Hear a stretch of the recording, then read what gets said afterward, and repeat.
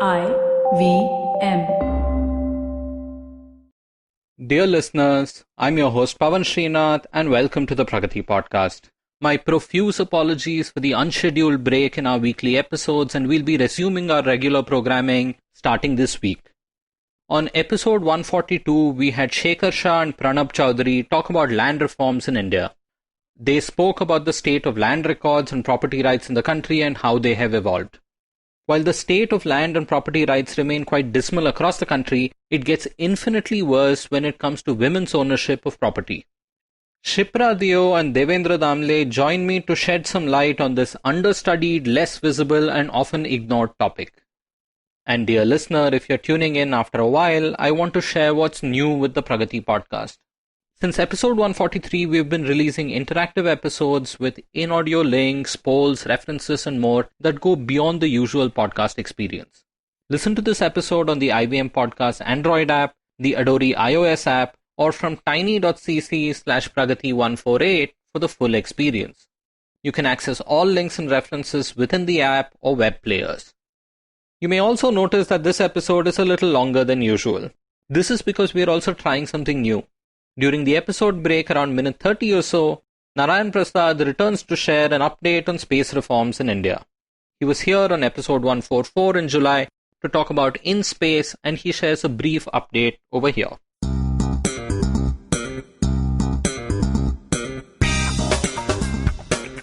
Welcome to the Pragati Podcast, a weekly talk show on public policy, economics, and international relations.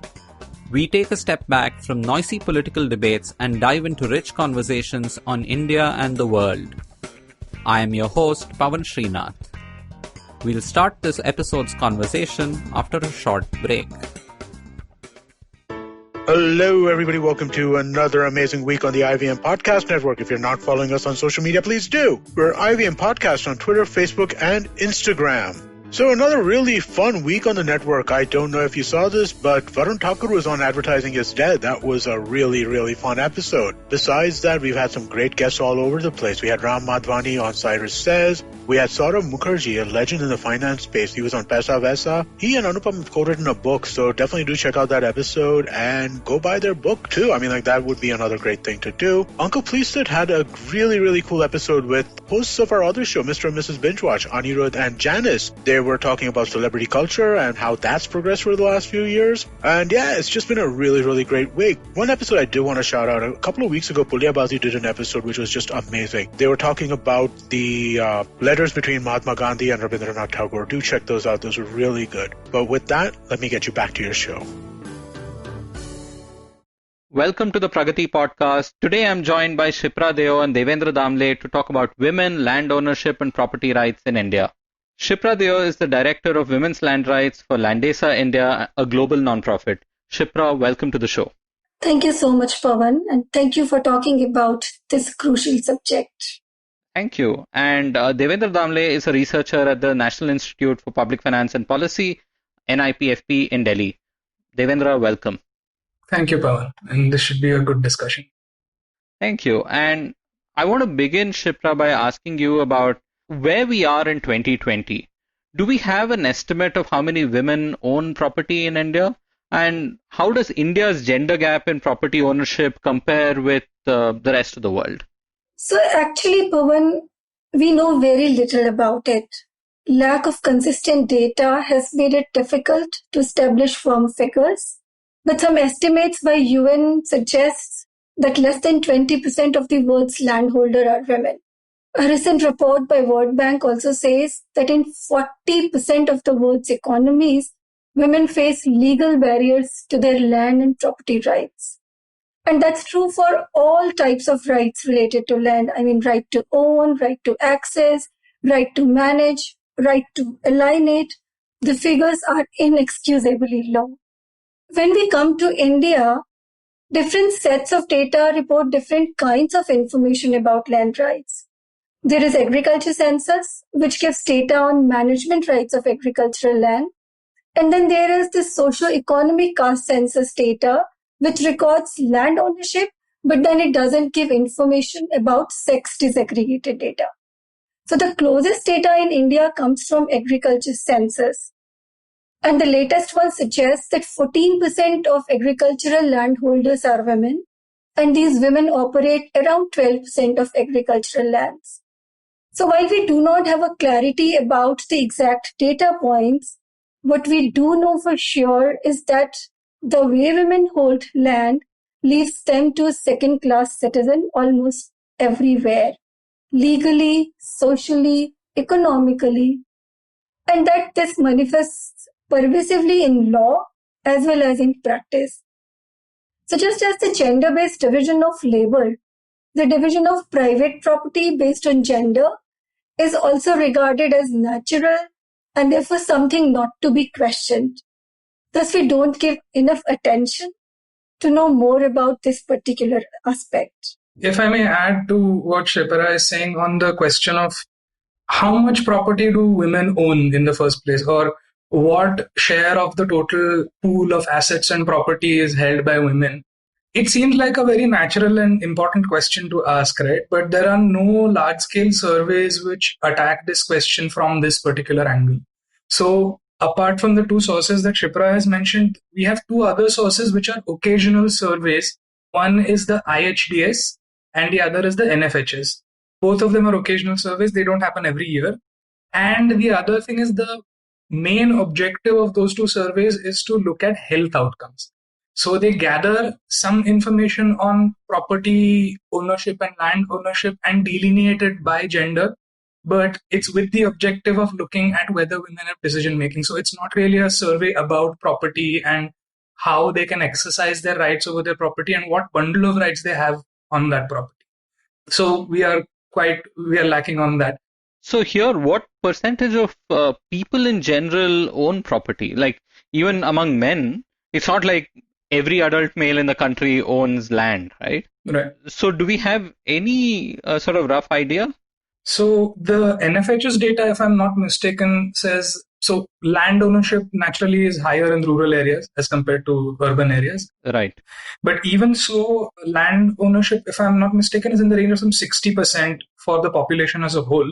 And about 37%, I think, of women reported as owning a house, either jointly or alone. And 28% of women reported that they own land, either jointly or alone. The proportion is much higher for men. It's in the range of 60s and 70s for both of those questions. But we do have other proxy indicators, like, for instance, savings accounts. So there is some data to indicate that 53% of women report that they have savings account, which is an encouraging figure as compared to the land ownership data anyway. Another interesting statistic which the Ministry of Statistics Planning and Program Implementation publishes, they have a running report called Gender in India. I think I am a little unclear. I don't remember exactly what the report is called, but they record commercial establishments like proprietorships and companies, and they delineate that by gender. So in the latest round in 2018, they reported that 21% of the proprietary establishments in the country are owned by women, 80% owned by men. So there is a large gap in terms of ownership. But like Shipra said, it exists because of the fact that women have not been part of the formal economy and have not been able to claim that space for themselves. So even if they were contributing, they would not be acknowledged as being part of that system. Absolutely. And I want to get into that and the legal history a little more, right? But could the both of you maybe shed some light on whether there is any variance on this across various Indian states? I mean, we see that over the last 20 years, at least, the trajectory that various states have taken and their economies have taken has actually diverged more than converged, right? The difference between some of the South Indian states versus, say, Bihar or Chhattisgarh or Uttar Pradesh could be quite large. So how does this get reflected in land ownership? And again, I'll come to laws and traditions in a bit. Yeah, sure, Pawan. And I think there is certainly a lot of variation in all the states. And if we go by the agriculture census data, women's landholding in the southern states, say for example, Andhra Pradesh, Tamil Nadu, Karnataka, Kerala, Maharashtra, it's higher than those in the northern states. So say for example, if I'm not mistaken, in Andhra Pradesh, it's around 26%. And in the northwestern states of UP, Jammu, Kashmir, Himachal, it's somewhere between 7 to 9. But then it's least in Punjab, where it is around 1% or a little higher than 1%. And this is, I'm saying, going by the agriculture census data, which talks more of the management rights. But what is important to understand is that there are so many reasons which contribute to this variation. One reason certainly is that historically, the southern states had more areas governed by Ryotwari systems pre-independence. And then the northern regions mostly had zamindari systems. In Ryotwari systems, revenue was collected directly from peasants, while in the zamindari system, there were intermediaries. So all these had a role to play when, individual titles were being determined. Also, I think the southern states have adopted more women-friendly amendments in Hindu Succession Act or otherwise in all of their revenue laws. And then, there are provisions like reduced stamp duty from the state, which have also been contributing. So in certain states where there are provision of reduced stamp duty, some micro studies suggest that leads to some increase in registration of property in name of women. So that's how, the property ownership varies in various states across India. So there is a variation, but the trends are not exactly how we expect them to be. Like on one end, this is an analysis of the data from the NFHS, the last round, which was conducted in 2016, I believe. So if we look at the percentage of respondents who reported as owning land, the lowest percentage is in Punjab, Haryana. So that's on one end of the spectrum. And the other end we have, so for women, it's in the range of, like Shipra said, 1 or 2%. But the ownership rates for men are also low. Okay. So for men also it's below 20%. Whereas if we look at the other end of the distribution, we have Himachal Pradesh and Uttarakhand, where the land ownership rates themselves are high. So for men, they're above 40%. But for the women, they're only in the range of 10%. So the disparity is huge, but the overall proportion of women who own land is also higher. Okay. So the distribution doesn't quite behave like we expect it to, but still the disparity between the ownership by gender is very clear across all states. And I'm sure here there's also a large difference with size of especially agricultural land that's there across the country, right? Like I'm imagining that in Punjab, the percentage of people owning land might be lesser, but those who own it might own enormous tracts of land. Perhaps in other states, you'll find a lot more fragmentation, right? And there's a very complex and messy history that can underlie a lot of these systems, right? I think, Pawan, you are very right. And several studies have shown that when women own land, they are usually smaller patches of land, and then they are usually unproductive patches of land. So the land which has bigger in areas, like bigger chunks of land, and more productive lands are usually owned by men. So what happens is when property distribution is happening, usually it's settled with women that, we give less productive land to women and the smaller chunks to them. Okay. So now I want to come to sort of the history and especially the laws which have enabled or disabled women from getting access to land, right? So maybe Devendra, you can start us off on this. How did Indian women fare on property ownership, say, 100 years ago? You had, the colonial administration, you had a whole host of princely states. Do we have a picture of what laws were like? Shipra mentioned the Ryotwari and the Zamindari system before, but give us a picture of what kind of laws even play a role in women owning property. What we have to first realize is that the mode of acquisition of land is what decides who is going to own land. Right. And majority of the land comes into somebody's possession by inheritance, by succession. Right. And traditionally, succession has been, and even today, succession is governed by what religion that person belongs to. So that is the realm of personal law. So for Hindu women, customarily, it was Hindu customary law, of which there are several schools of thought. Mitakshara and Dayabhaga were the two dominant ones.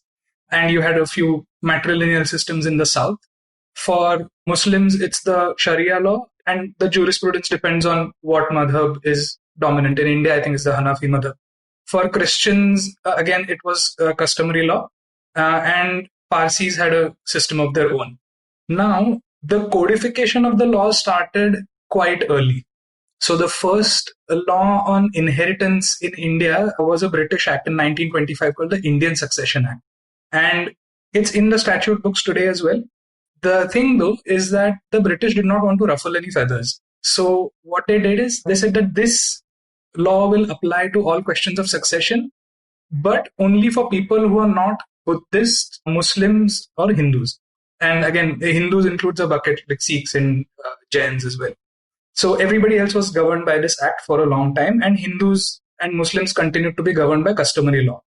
At this point in time, women could at best get custodial rights. So if, say, a woman's husband died, then some of the rights on his property would be vested with her, but that right would be custodial. So she had a very limited set of rights on that property. So she couldn't alienate it, for instance.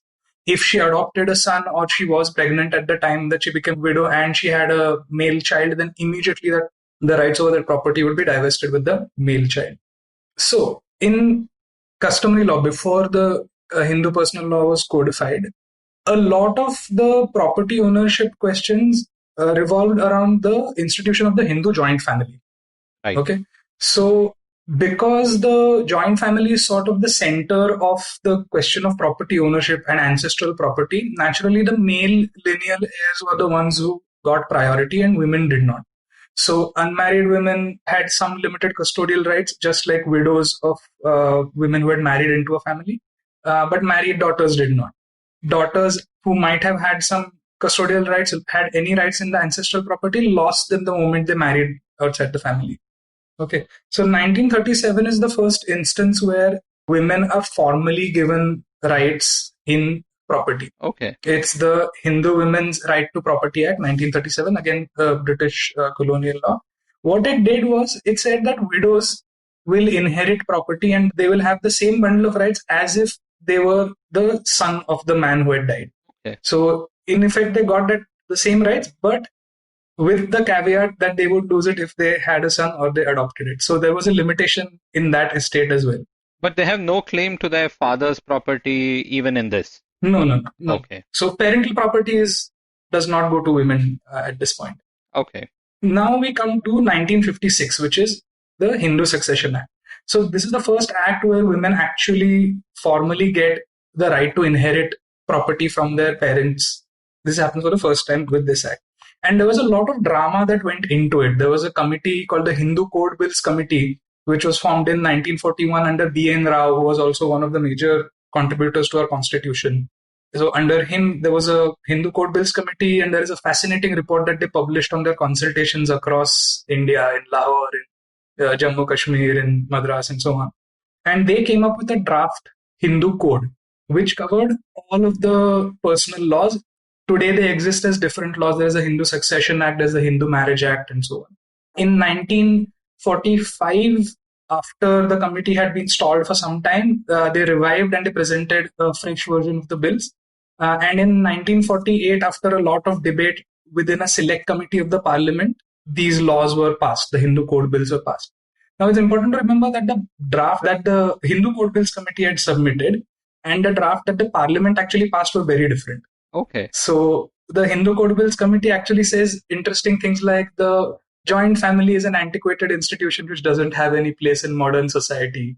This is in 1947, but It took us a long time for any state to even acknowledge that. And right now, as it stands, the Hindu Succession Act still is based around the joint family idea. And this bill was finally passed in 1956 or so? In 1956. Okay. So it's the Hindu Succession Act, 1956. So they were all passed within a span of a few years. One other thing that the original Hindu Code Bill Committee had not made a distinction on was whether men and women have differential rights in ancestral property.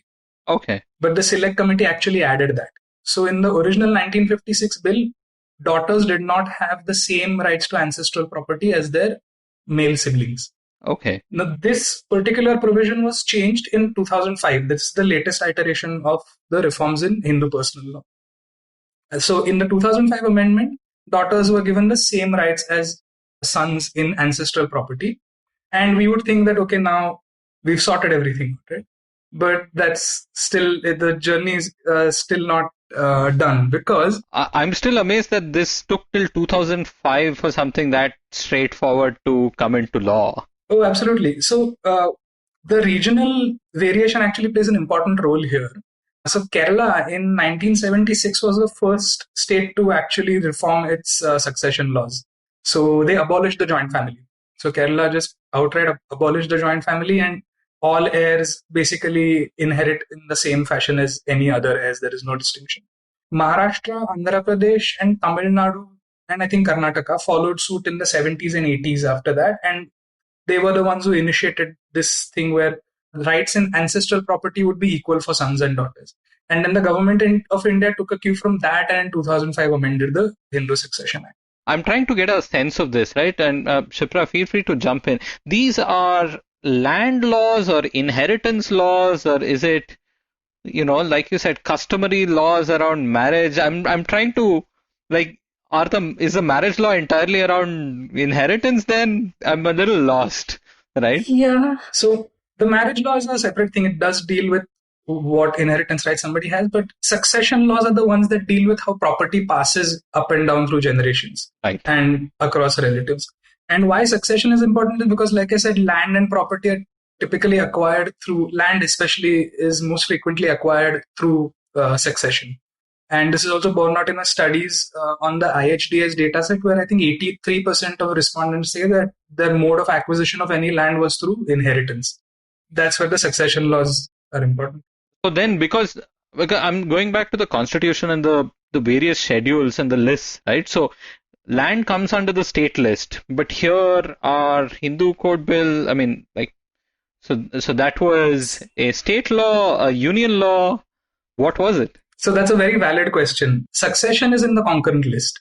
Okay. But land is a state subject. So what happens is the center is allowed to make laws which govern succession, but the states can pass their own amendments, which is how Kerala got to abolish the joint family system, and Maharashtra, Andhra, Karnataka, and Tamil Nadu were able to pass amendments to give daughters rights in ancestral property well before the center passed its own amendment.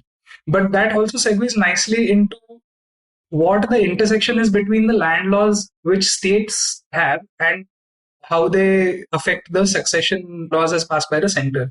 So if you take the UP Zamindari Abolition Act, for instance, which was meant for redistribution, it was one of the land reforms. It only allotted land. They considered only male allottees as bhumidar. So only male cultivators and male tenant farmers got allotted land in the scheme of redistribution. Okay. And interestingly, that act from 1950 and its updated version, which is the current UP Land Revenue Code of 2006, they have their own separate scheme of devolution for land. And there is a judgment from 2014 of the Allahabad High Court which says that in matters of agricultural land, you have to go with the state law. The Hindu Succession Act originally governed all kinds of land and property, and they made an exception to agricultural land because there was this project of land reforms. In the 2005 amendment, they got rid of that exception. Okay. But some states still have that exception, and with UP, for instance, the exception provided by the state law governs. So that is very discriminatory. That still, married daughters don't get rights over their parental property and so on. So, as per our constitution, succession is a part of the concurrent list, which means both state and center can legislate on this aspect. But agricultural land is a state subject.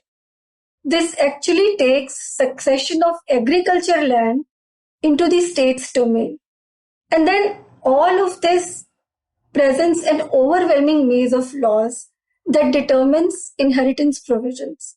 For a common person, it becomes difficult to determine which laws apply where and when. On one hand, there are personal or religious laws which have their roots in the diverse religious beliefs of different communities. And at the same time, there are revenue laws in the states. So when I began studying all of this, I was really confused into what's happening where, which laws apply where. And people in general say that, with Hindu Succession Amendment in 2005, women have achieved, most part of their rights. But then what are these revenue laws in the state doing? Then I did an intensive study of what's happening in the entire country. And then what I understand was that all these states, all the Indian states can broadly be clubbed into 4 categories. One, there are states which have ratified that within those particular states, for agricultural land, it is the personal laws or the religious laws which will apply. And these states are MP and Rajasthan. So if you go to MP and Rajasthan, they have this explicit declaration, there is an explicit notification. Okay. That it's the personal laws which will apply on the agricultural land. Then there is this second set of states which are silent on this whole aspect. And thus what happens is that by default, it is the personal laws that apply. Okay. So it's by default but not made explicit. Yeah, so it's by default that those personal laws apply. So most of the states, say for example, West Bengal and Odisha, Telangana, they fall in this category. But then there is a third set of states, which primarily includes the northwestern states of Punjab, Haryana, Himachal, Uttar Pradesh, Uttarakhand, all these northwestern states. These specifically are the states where we have specific provisions of inheritance for agricultural land within the state revenue laws. So it is these states where we see that women are treated much inferior because of their gender. And finally, there is this fourth set of states, which are especially the scheduled regions. They have their own set of distinct laws and provisions, most of which are again discriminatory. This primarily includes northeastern states. Now, when we come to these northwestern states, which I put in the third category, Punjab, Haryana, Himachal, Delhi, etc. So, the regressive inheritance provision in these states do not allow women to inherit land. In some states, even they can't inherit land as women, as widows or as mothers. So, they are not primary heirs. So, they would inherit land only if there is no male heir in the first line. Okay. But women by themselves, as a widow or as a daughter, do not come in the male line. And you will be surprised to know that in 2020, even today, the revenue law that exists in UP, in Uttar Pradesh, it states when it gives rights to a daughter, it gives rights only to an unmarried daughter. So I have written a complete blog on it that, in 2020, it actually becomes, for a girl, it becomes a choice between getting married or, claiming your inheritance right over land. Wow. Because if she gets married, she's going to lose that land ownership. Okay. So, and what happens to that land once a woman loses the rights over it? Who does it default to? To the state? To the nearest? Do they find the nearest male heir who can claim the land? Who does it go to? So what happens is that, for example, when we talk of UP, if an unmarried daughter has the right to own land and a married daughter doesn't, what do you expect a brother to do in this situation? They would want that the sister should get married as soon as possible. Okay. So, but otherwise, in a lot of other states, it just never goes to women because the subsequent, men claimants, they create situations that women are not able to claim their rights. To add to that and to your question, you are right in that once the daughter gets married, so any unmarried woman who had a claim to agricultural land through her parents, once she gets married and loses that claim lies with the next heir who is eligible.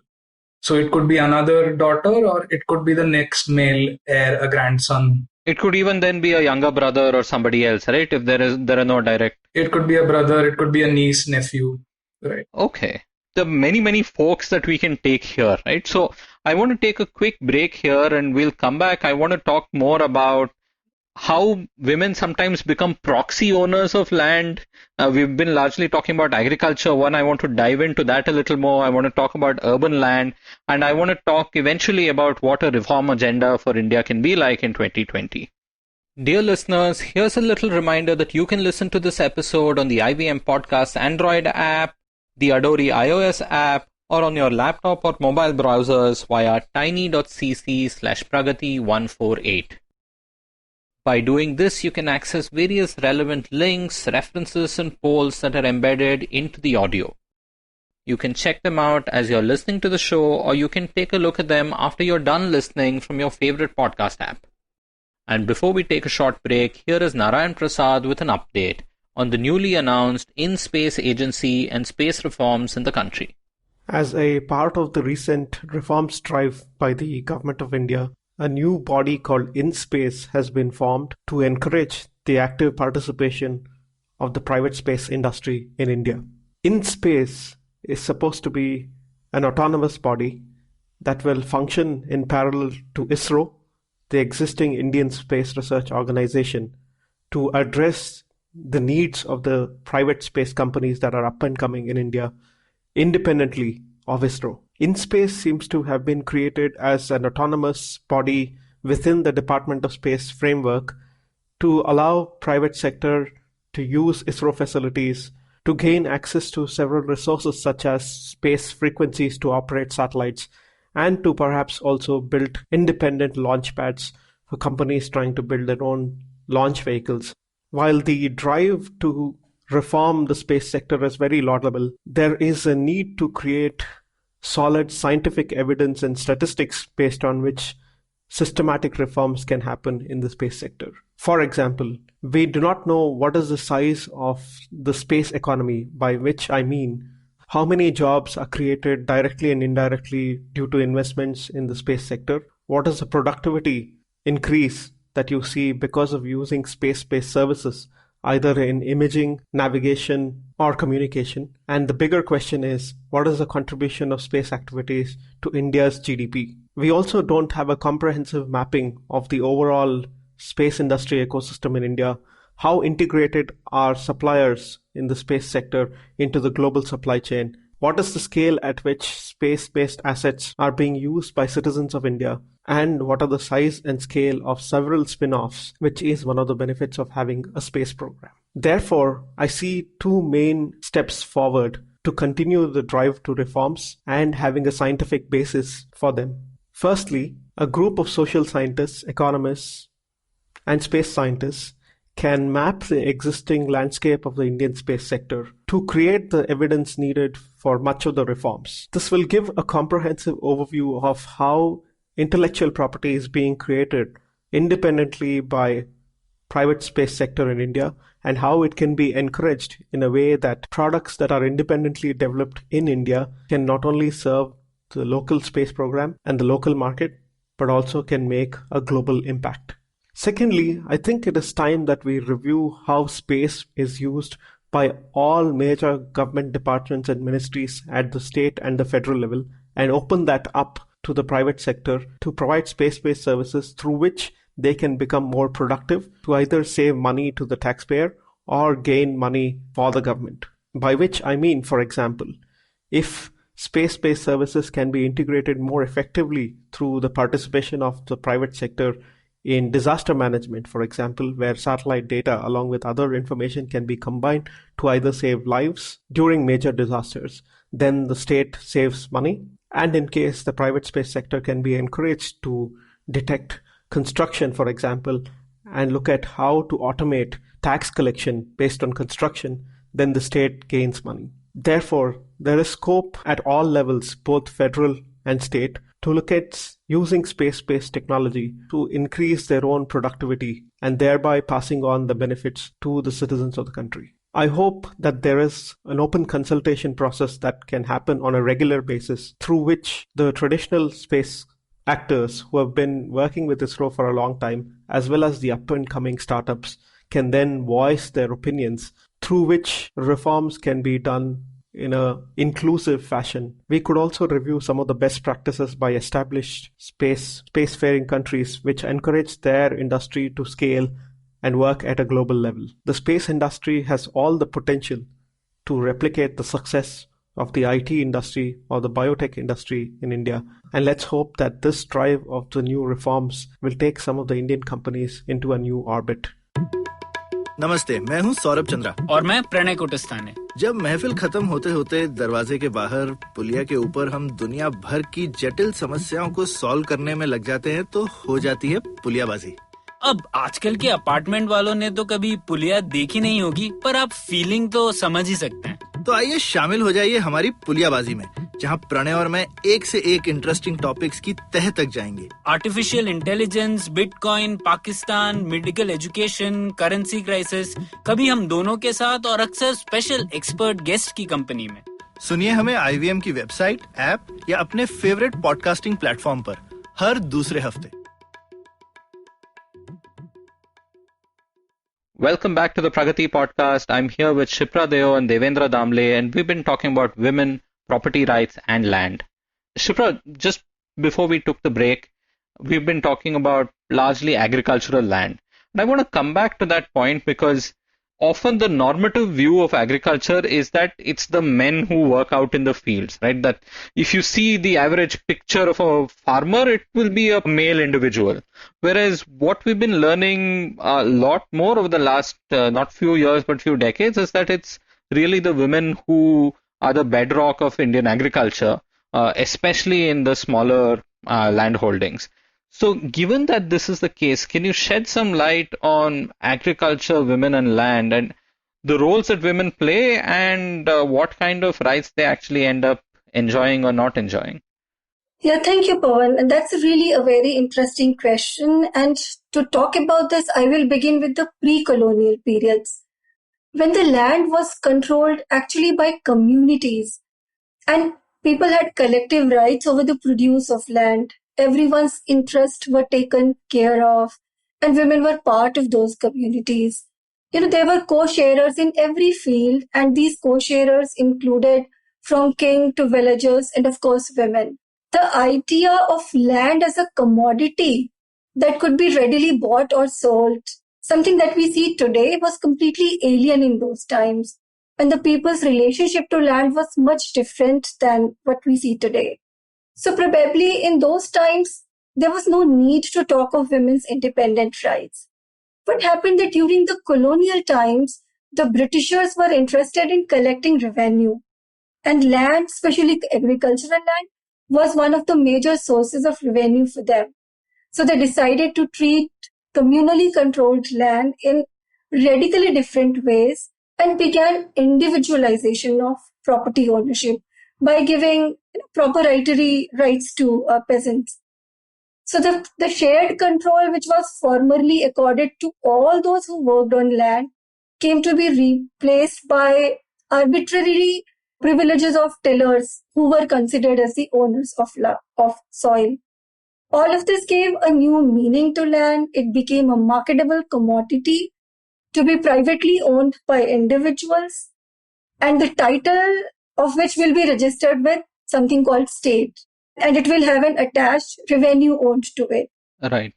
So what happened was that in this entire change of context, women as those who sowed, who weeded, who harvested, and had been implicit shareholders in pre-colonial landholding arrangements, they became legal dependents of men, and their access to economic resources became subordinate to the control and will of their husbands and sons. And this is even in the case where the husband or the son might not actually be involved in agriculture, right?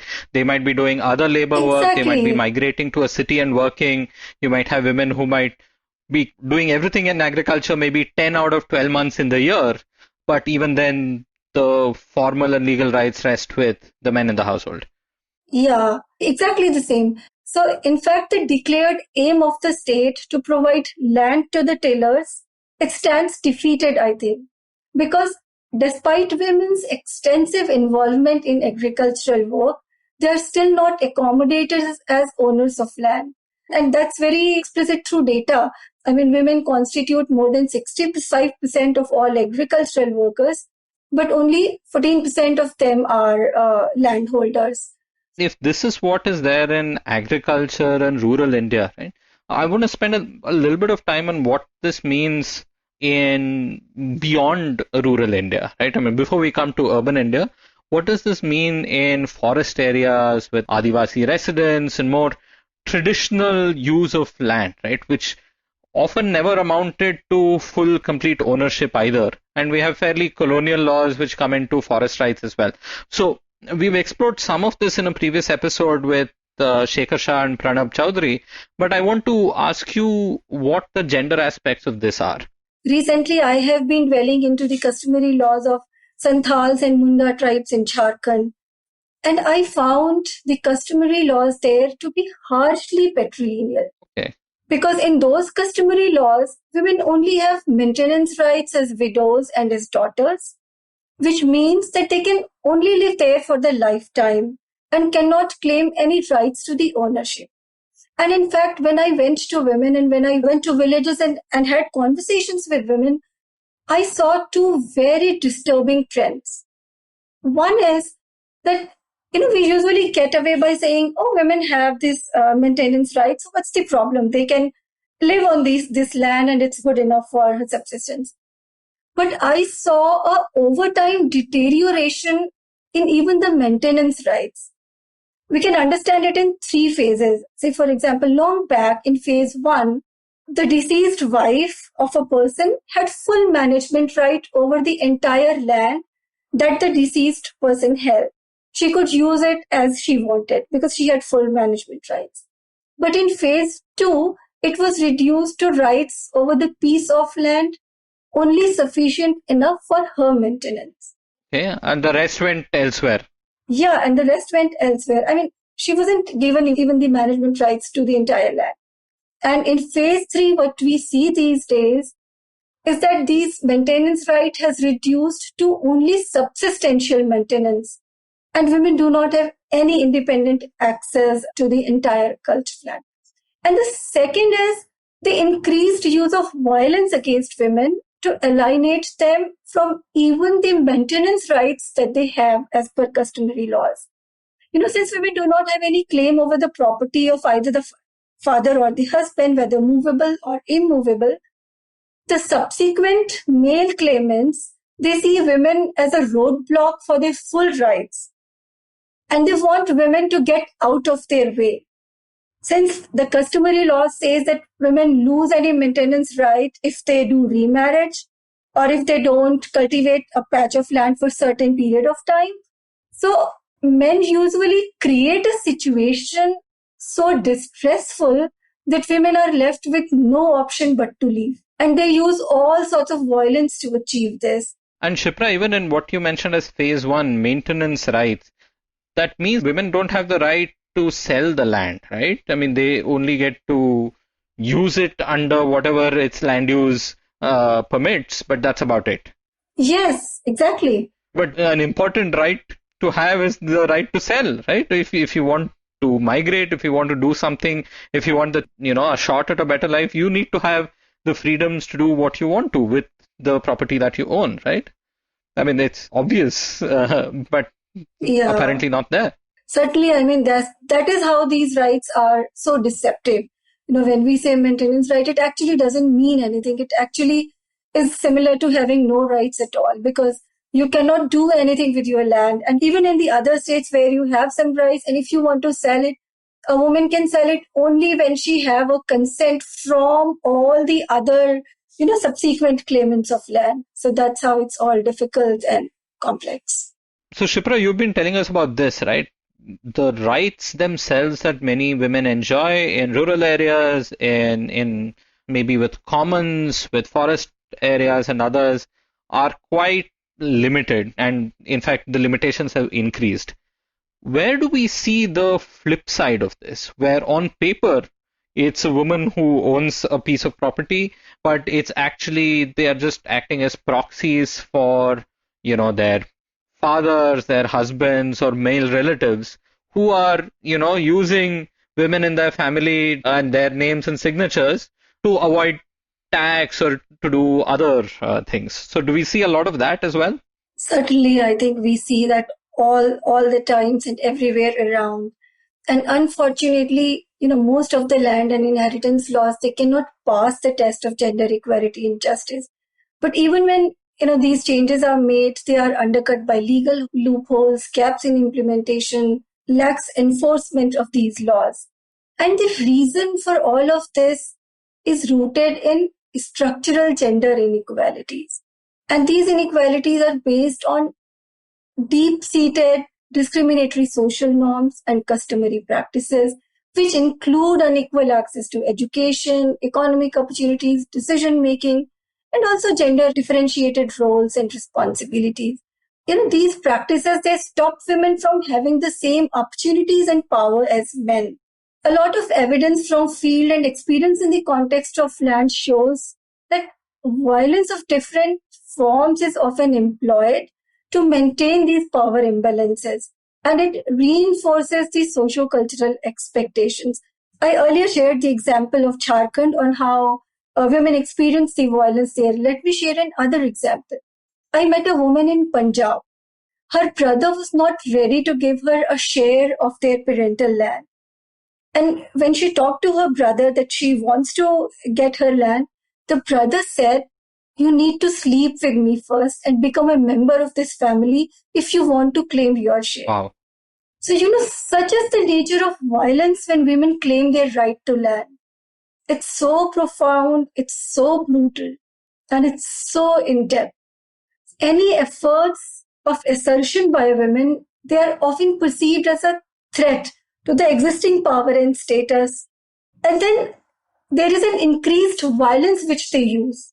I mean, our criminal justice system is incapable of handling any of those aspects, right? So people completely get away with it. You are right, Pawan, but most of the times what happens is, since these struggles are against women's own family members, who are you fighting with? You will be fighting with your brother, with your uncles, with your father.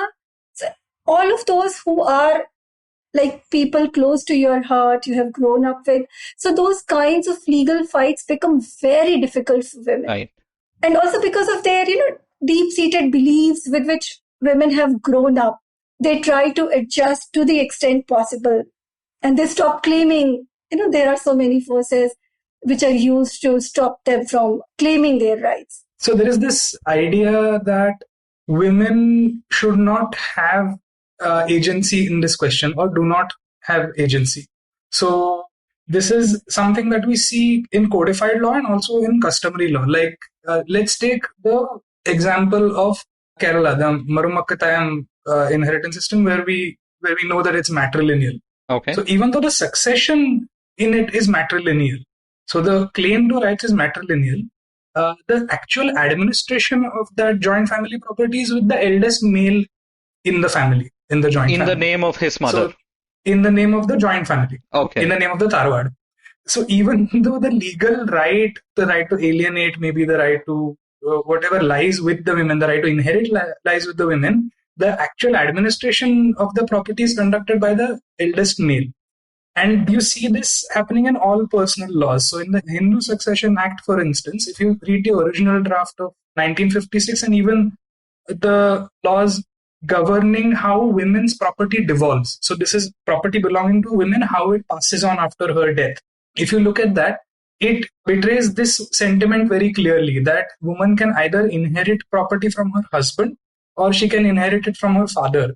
There is no treatment given to on the idea that a woman might acquire her own property through her own skill isn't considered at all. Wow. In the scheme of devolution. And this question of agency also ties into another thing which is not in the law, but it is what happens in practice is the hak-tyag or relinquishment, which is a fairly common practice even in urban households. This is not relegated to rural India, where after the 2005 amendment, for instance, daughters have equal share in ancestral property. It's a very common practice for the family members to ask the woman to relinquish her rights over that ancestral property when she gets married. Okay.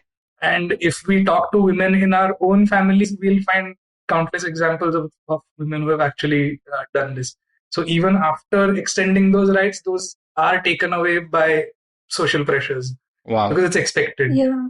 So Devendra, as you are talking about this hak-tyag, I recently came to know that in some villages in Haryana, this entire practice of hak-tyag, there is an attempt to integrate it with the rituals of Bhai Dooj and Raksha Bandhan. So there is this particular day which is celebrated for brothers, and on that particular day, women would be asked to, give up their rights to own land in favor of their brothers. And it's when it's only those women who do that would be respected, then women are kind of bound to do that. Sometimes that happens. So this also shows us how limited an effect laws can have when society does not reform itself, right? I mean, the state and the legal system, I mean, in my mind, laws work when 95% of the people follow it the moment the law is enacted because they believe that, that you should follow the law. But if the law is jarring so hard against social systems, traditions, and power structures, unless there is some organic reform that happens there, any number of laws can come, and in India we will completely keep wailing at this idea that, oh, look, we have great laws on paper, but implementation is terrible. Whereas the reality is that our society has not been reformed, and maybe we have not worked hard enough on that. Right? And I want to follow up on that in a little bit. But maybe, Devendra, you can start us off on this. We haven't touched much about urban India. Are things very different in urban India? Is there more hope when it comes to urban property ownership, or no, not really? Honestly, we don't know. We just don't have the data for it. Right. What we do see, however, is that, like I said earlier, the rates of property and home ownership, like land and home ownership themselves, are lower in urban areas as compared to rural areas for obvious reasons. Because in the rural area, it will be a homestead and a farm possibly, or a small plot. In an urban area, the rental rates are higher, as in the number of people renting houses is higher. So the number of people who actually own houses in the cities is likely to be lower. The gap is also lower in the urban areas, but that doesn't tell us much. And we don't have systematic data on urban India to say one way or another that it's better or worse than rural India. And primarily because we don't go around collecting statistics on property ownership to gauge the question of how it is distributed by gender. So the short answer is we don't know. So do you see any efforts at starting to collect this data or collect better data across the country, private or by government? It's not that this data is not collected, like I said. It's not the thing that is a priority. So with NFHS or IHDS, this data is collected. So they do survey urban households. It's just that the main interest is not property. And to my knowledge, I don't think there are any plans by anyone to specifically go after questions of property rights, and especially from the lens of gender. Okay. But what about government records, right? I mean, governments are supposed to keep land rights. And again, we've been talking about land records and their modernization and so on. Aren't one of the basic fields associated with any land record who is this owner, and therefore can't, maybe even gender is specified? If it's not specified, can it even be inferred? Or are these records so messy that we can't really make too much sense of it? The latter. So you will have the names of the people on the property card, say, or in the case of urban areas on the deed, the registration deed or the lease deed and so on. In the case of agricultural land, it will be in the Jamabandi, the record of rights, whatever name it goes by in each state. So it is in theory possible to scrape all of this data and sort of put it together and figure out what the frequency of the names of women appearing on a title record is. But there isn't a concerted effort on this, to my knowledge. And it's also very difficult to do. So there is one tiny data point which has some indicative value, not very conclusive, is that the number of housing loan applications, if you look at the housing loan applications, then the number of women who are applying for housing loans, as in the number of housing loans represented as being taken by women, has increased slowly. And this is in the last, I think the data is for last 4 years or something. And this is from the CERSAI, if I'm not mistaken, which is a central repository of all housing finance data. Okay. And it also says that the value of the loan is actually slightly higher on average for women as compared to men. There could be various explanations for it, but there could be some small shift happening there, at least in terms of women claiming their agency over property. So coming back to this idea, if Indian society or large parts of Indian society are the biggest barrier to women owning property and exercising free will and agency over what they own, the land that they own. Shipra, could you tell us something about what kind of movements or efforts are happening right now which are enabling this? Because, over the last 2 decades, we've heard quite a bit about improving financial literacy and access, right? So we've had self-help group as a movement that has started in many parts of rural India, now even some parts in urban India. We've had microfinance, some movements on that count. But rarely do I ever hear a mention of land and property rights in that context. So is there anything that is cause for optimism? Do you see anyone fighting the good fight here? Certainly, I think there are a lot of such entry points and a lot of organizations making those sorts of efforts because there is an increasing recognition of land rights for women. So, I can certainly talk about a few efforts. There have been efforts by the state as well.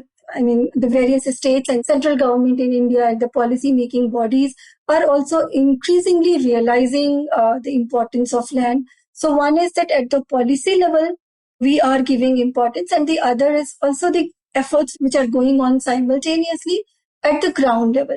At the policy level, if we see, for the first time in the 6th five-year plan, we began talking about joint land rights to the women. 12th five-year plan also talks about it. In some of the recent things, Niti Aayog has also talked about the importance of women land rights. And if I talk about the efforts by the non-government sector, then there are a lot of efforts by the women's movement. Working group on women's land ownership in Gujarat is one such example. In Gujarat, they have established Swabhumi Kendra at sub-district level, where they train paralegal workers to support rural women claim rights to access and control over land. Then there is also a pan-India network called Maqam, Mahila Kisan Adhikar Manch, where again several organizations have come together to talk of women's rights and proactively engage with women as well as policymakers to bring about a positive change. Then there is this Ekal Nari Shakti Sangathan in Jharkhand, which is a collective of around 27,000 single women in Jharkhand alone. They are interested in talking systematically about their land rights because they are facing a lot of challenges. So I really get encouraged by the responses from Department of Women and Child in the state of West Bengal. They have realized the value of empowering women themselves and has prioritized land rights training to be imparted to adolescent girls. The state has also conducted a sensitization program for elected panchayat representatives on women land rights after the panchayat election in 2018. And you were talking of SHGs. So it might be helpful to mention that in several of the states, we have rural livelihood missions where several of the SHGs come together as a collective. And rural livelihood missions in the state of West Bengal and Odisha, they have also included land rights curriculum as part of the training courses that they impart to women. Okay. So, these are a lot of good experiences, and I have had some positive responses from the state of UP as well. In Uttar Pradesh, there is a clearly laid out process in which village level elected leaders play a role in land allocation to landless households. It's very interesting. In our work on ground, we learned that these very elected representatives who have a substantial role to play in land allocation, they weren't actually aware that they do have a role. Okay. And then we started checking why is this gap there? And we found out that the Department of Panchayati Raj, which imparts training to these elected representatives, they do not impart them any training on their responsibilities as members of the Land Management Committee. And then when we talked to the Department of Panchayati Raj, they said that talking about land is the responsibility of revenue people. And when we went to the revenue department, they said that, training elected representatives is the responsibility of Panchayat department. So that's how, it was running between. But when we had subsequent conversations with the Panchayat department, they were very open. And then we collaborated with them and designed a complete curriculum to train these elected representatives on land rights of women and, the land allocation process. So these all are the efforts. I'm sure I do not know all the efforts going on in the country, and we might not have enough time to talk about them. But all of these suggest that women do have a lot of aspirations. They want to own land. And also that within this complicated system, there are a lot of entry points as well, which we can use to bring about a positive change. Thank you so much, Shipra. So then my last broad question to the two of you. So we're in 2020, and again in episode 142, Pranab and Shekhar Shah, they shared like an agenda for land reforms for 2020, right? Because when we use the phrase land reform, that has meant very different things in every decade since Indian independence. So if you were to suggest a land reform agenda centered around gender and women's ownership of property, what would be on the top of your list? So topmost on my list would be the need to review all land laws from a gender lens and remove all the covert and overt discrimination which is embedded in these laws. Because there is a lot of discrimination there. There is a lot of gendered attitude which we see in these laws. For example, if I talk about the laws in the state of Jharkhand, they define a tenure holder just as a male. So all these land laws are extremely androcentric in the language that they use. They see a man as a tenure holder. They see a man as a tenant. They see a man as a revenue official. So it just looks like a complete ecosystem, which is where men are main. So I think looking at those laws is really, really important. And the second most important thing in my agenda would be to establish social legitimacy of women's claims to property. Because even when there is certain level of legal legitimacy and the laws enshrine certain rights on women, they are not upheld in practice. So legal legitimacy essentially has to accompany with efforts to establish social legitimacy of women's claims. And for this, I think concerted efforts are required to shift patriarchal attitudes and gender norms, which are expressed by government officials and elected leaders, because they hold the prime responsibility to execute the laws which are there in place. So that would be the second in my agenda. And then, of course, there are a lot other things which includes improving data monitoring and accountability, which requires investments in women's capacity to participate in local governance, which also requires investments in helping increase women's agency so that they understand their rights and create an ecosystem where they can assert their rights. And then certainly, improving research to improve and inform the public strategies so that all of these are sensitive. So these were some of the things which would figure on my list for me. Thank you, Shipra. Devendra? So there is still a legislative agenda which is incomplete. So we think that with the case of the people covered by the Hindu personal law, for instance, we like to believe that 2005 was it, we've done what we had to do. But there is a lot of gender discrimination still existing in the Hindu Succession Act. Again, I'm not an expert on the Marriage Act and Minority and Guardianship Act. There could be some over there as well. But there has to be, like Shipra said, an assessment of these inheritance laws from the gender lens to remove it. So one easy thing that comes to mind, for instance, is that in Hindu succession law, the schemes of devolution of property are different for men and women. So a man's property devolves very differently from how a woman's property devolves. And again, for women, whether she's married or not makes a difference to how the property devolves. Right. And this lack of recognition of the woman's self-acquired property is one big problem in the existing succession laws. The Law Commission has taken note of this but hasn't done anything so far. There has been some effort in the form of private members' bills, but nothing done about it yet. Why this is particularly surprising is because we've had better examples. So Goa, for instance, follows the Portuguese Civil Code, or what used to be the Portuguese Civil Code. Now it's the Goan Civil Code. It's got a much longer name. I won't mention it. And there, the schemes of devolution are completely gender neutral. So they don't mention husband, wife. It says spouse, children. There is no son, daughter. In the Indian Succession Act, although it does, which is again, it predates the Hindu Succession Act by more than 2 decades, the scheme of devolution is more gender neutral. Okay. So there is an explicit clause which says that the rules which apply to the widow also apply to the widower. So again, there is no discrimination between those two. The state agricultural laws which sort of conflict with all of these have to be rationalized. That is the legislative agenda, so to speak. The second is that what we discussed about relinquishment, where a woman might be given rights de jure, but is she able to exercise them? So there is this air of taboo created over having fights with family and asserting your rights when it comes to asserting them against your family.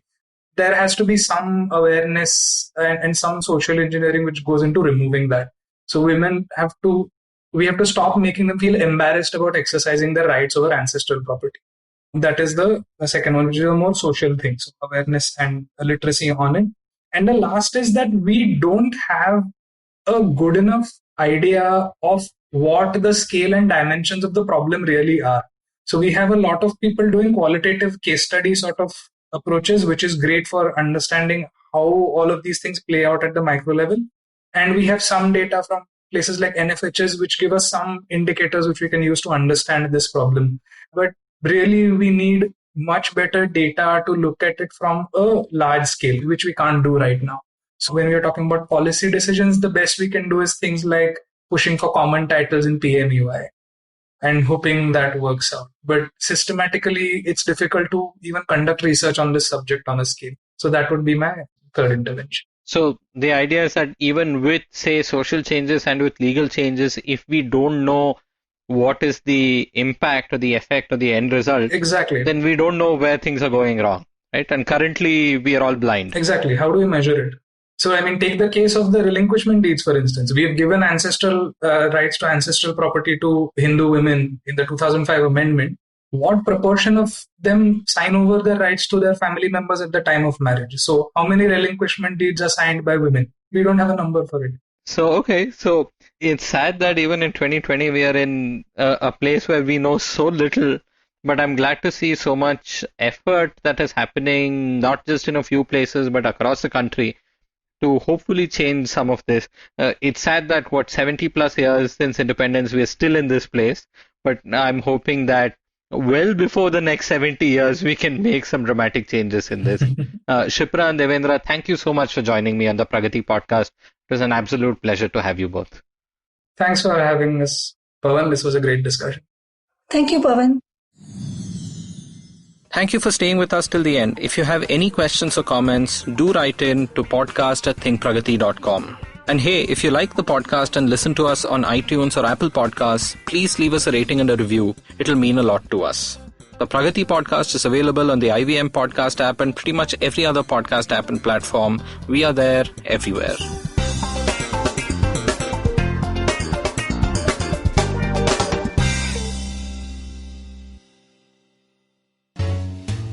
Hi, I'm Satyajit. Hi, I'm Racheta. We are from the Open Library Project and we host a podcast called Paperback. Paperback is a podcast where we engage with stalwarts and experts from various industries, suggesting non-fiction titles that contributed to their journey in a big way. We've had guests like Anjali Rana, Dr. Marcus Rani, Dr. Swati Lodha, Ambi Parmeswaran, Apurva Damani, and many more on our show Paperback. Find new episodes every Wednesday on IVM Podcast app, website, or wherever you listen to podcasts. Hi, my name is Anupam Gupta. I'm B50 on Twitter. I am the host of Paisa Vaisa, the show that talks money. On my show, I speak to experts from every field of money and finance, from stock markets, equities, debt funds, credit cards, life insurance, every possible area of money and finance that you can think of. We even did an episode on cryptocurrency. I've got fantastic guests from mutual funds to personal finance experts everywhere. Robo-advisory, startups, just name it, we've got it. At Paisa Vaisa, we help you make smart decisions about money. You work hard for money. Now make your money work hard for you. New episodes out every Monday, and you can listen to my show on the IVM Podcast app or any other podcasting app that you have.